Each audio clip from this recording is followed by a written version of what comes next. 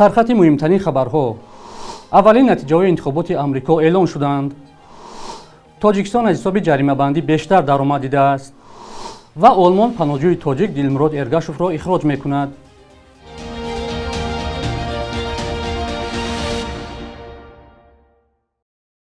درود بیننده‌های عزیز، برنامه نویدی بامدادی را با خبرها از تاجیکستان و جهان از استودیوی رادیوی آزادی در دوشنبه تقدیم می‌کنیم. امروز 6 نوامبر است. بر اساس اولین نتیجه‌های انتخابات در بخشی از شتات یا ایالت‌های آمریکا، دونالد ترامپ نامزد حزب جمهوری‌خواه فعلا پیش‌صف است. ولی ایالت‌هایی که عادتاً تقدیر نامزدها را حل می‌کنند، هنوز موقع خود را معین نکردند.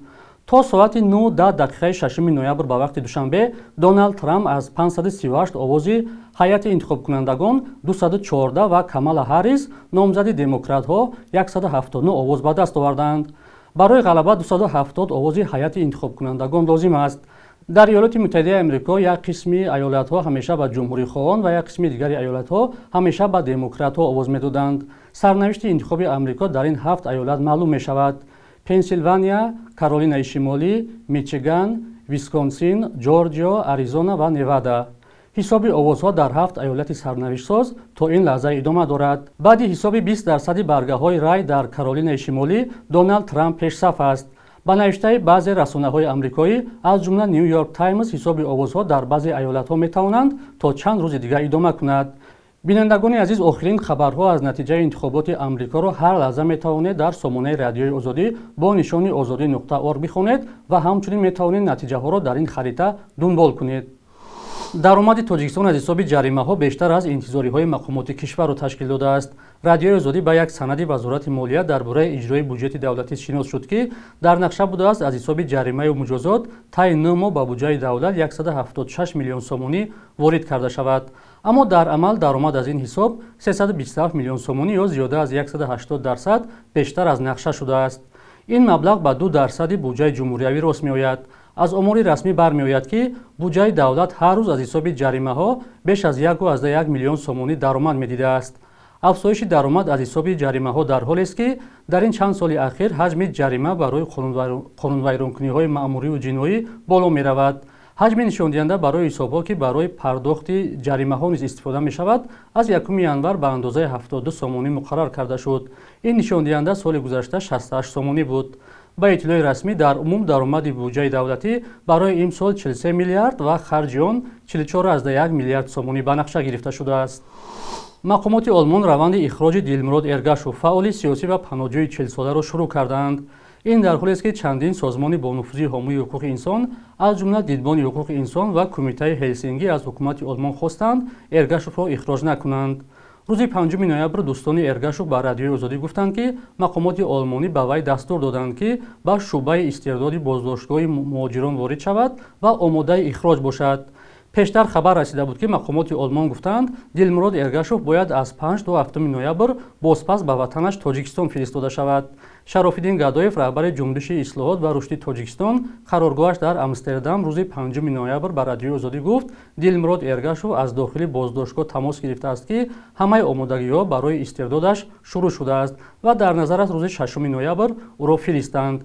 کوشش رادیوی آزادی برای تماس با وکیل مدافع دلمراد ارگاشوف و گرفتن شرح رسمی بی‌نتیجه بود.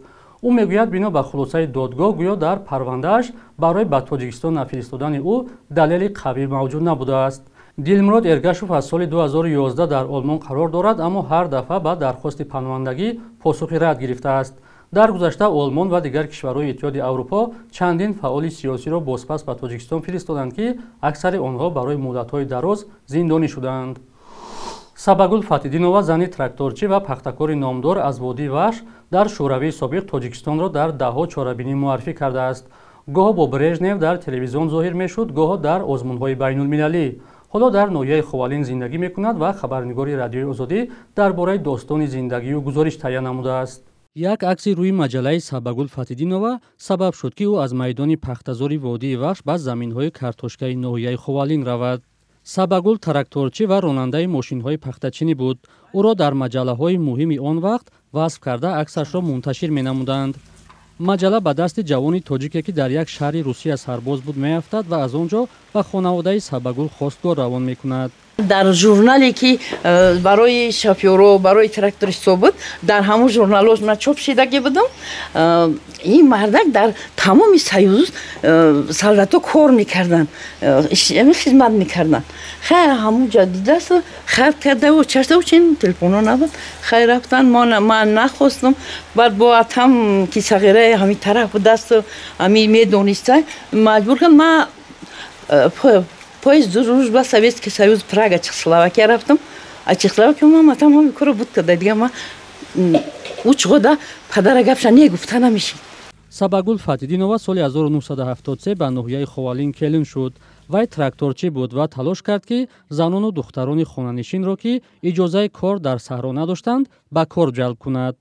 Соҳиби кор кард, вале дар оғоз даъвати ӯро рад мекарданд. Гоҳо ба муноқиша мепечид. дар ҳамун солҳо чӣ кардӣ ки нави Зайнаба чӣ намемондан ки дарс битар чӣ ҳамун сол наме духтарошона намемондан ки дар саҳро кор кунанд. баъд мегуфтанд ки шумо омадину юрадил бировардину ҳама каса чӣ кардан ҷанг кардан ҷанҷол кардан ғалтидум аз Сабагул аз занони деҳоташ комилан фарқ дошт. Аксар вақт ба ҷаласаҳои муҳим даъват мешуд ва дар озмунҳои он вақта фаъолона ширкат мекард ва ҷоизаҳои гаронбаҳо мегирифт. Сабагул мегӯяд ки дар сафарҳои зиёдаш бо чеҳраҳои саршиноси он замон мулоқот мекард. Ӯро мардум мешинохтанд, бахусус ӯро дар телевизион канори шахсиятҳои муҳим мебинанд, вале ҳамоно як духтари деҳотӣ боқӣ монд. در شهر برلین در 120 دولت دنیا اشتراک داشتیم در بین همه آدم من یک دختر عادی تاجیک میسر شد که علنگای کنسولگری بوخنوالد کنسول دیکسن خاوزن بوخنوالد ما علنگا در بودیم همروی برژنف ترشکووا آنژلا دیویس دختری آزادی خواهی امریکایی و دختری آزادیخواهی ویتنامی تخین دختری آزادیخواهی ویتنامی. Сабагул Фатидиноваи 73 сола мегӯяд ки ҳудуди 10 сол бо шавҳараш дар Ховалин тракторчӣ ва механизатор буд. Дар саҳро кор кард, аммо баъди марги шавҳар ӯ худро ба 7 фарзандаш бахшид. Дар хона боғдорӣ ва кишоварзӣ мекунад. Чанд соли ахир дар созмони зан ва замин фаъолият дошт. ҳоло дар ҳавлияш кишоварзӣ ва боғдорӣ мекунад. Дар танҳоӣ гоҳ-гоҳ ба суроғи хотирааш меравад, аксҳои ҷавониашро тамошо мекунад.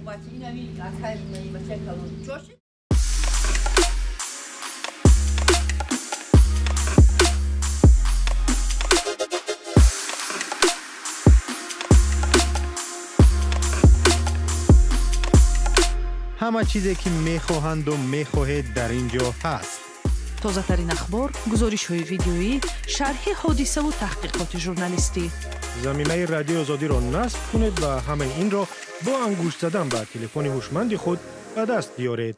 Президенти Украина бо такя ба маълумоти истихбороти кишвараш эълон кард ки 11 000 сарбози Кореяи Шимолӣ дар минтақаи Курски Русия ҳастанд. Владимир Зеленский 4 ноябр изҳори таассуф кард ки муттаҳидони ғарбии Киев дар ин бора вокуниши ҷиддитар накардаанд. мо дида истодаем ки шумораи сарбозони Кореяи Шимолӣ бештар мешавад, аммо аз сӯи шарикони ғарбии мо вокуниши лозим нест. Мутаассифона, гуфт Зеленский.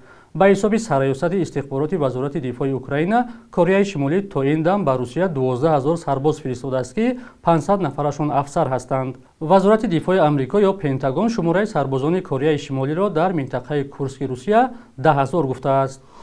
6 ноябр дар Тоҷикистон аз қабули Конститутсия ё қонуни асосӣ 30 сол пур шуд. ба муносибати рӯзи Конститутсия имрӯз дар Тоҷикистон таътил эълон шудааст ва баргузории чорабиниҳои фарҳангӣ низ дар назар аст. аз ҷумла дар маҷмаи кохи Борбади Душанбе бо ширкати Эмомалӣ Раҳмон раисҷумҳури Тоҷикистон маҷлису барномаи фарҳангӣ баргузор мешавад. Конститутсия ё қонуни асосии Тоҷикистон рӯзи 6 ноябри соли 1994 қабул ва 3 дафъа тағйир дода шуд. моддаҳои қонуни асосӣ дахлнопазирии шахс, манзил, маҳрамияти мукотибот ва гуфтугӯҳои телефониро замонат дода, сензура ва таъқиб барои танқидро манъ мекунад. аммо бо ин вуҷуд созмонҳои байнулмилалӣ аз ҷумла Freedom House ин замонатҳоро зери шубҳа қарор дода, борҳо аз нақзи ҳуқуқи инсон дар Тоҷикистон садо баланд кардааст. бахши як рӯзи таърихро ҳамкоронамон омода карданд ки таҳввулоти муҳимтарини таърихро дар рӯзи 6 ноябр фаро мегирад.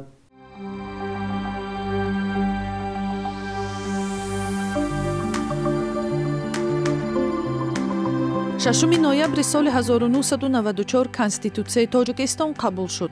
Конституцияи Тоҷикистон 3 бор тағйир дода шуд. Дар райпурсиҳое ки созмонҳои байналмилалӣ ношаффоф номиданд, муҳлати президентӣ аз 2 давраи 5 сола ба 2 давраи 7 сола иваз карда шуд ва президент Эмомалӣ Раҳмон ки пешвои миллат ном гирифт, ҳаққи бемаҳдудият дар интихоботҳои президентӣ номзад шуданро пайдо кард.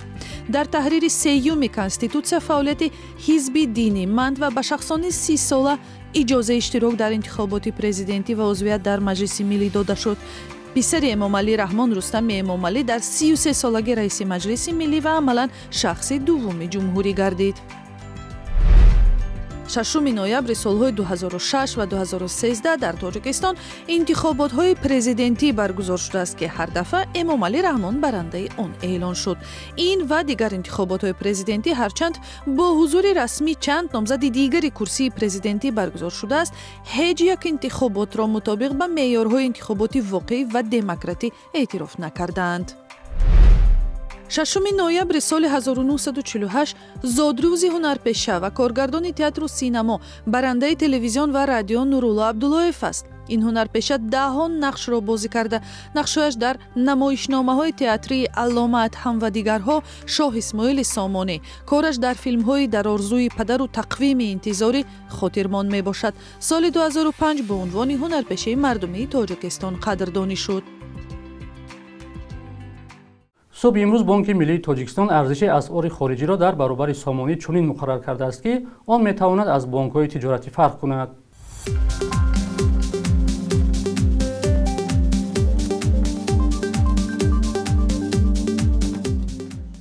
بینندگان عزیز، مدتی جدا شده برای برنامه نوید به انجام رسید. خبرهای از این بیشتر را در سامانه رادیوی آزادی با نشانی azadi.org و آزادی مابی پیدا کنید. خدا نگهدارتان.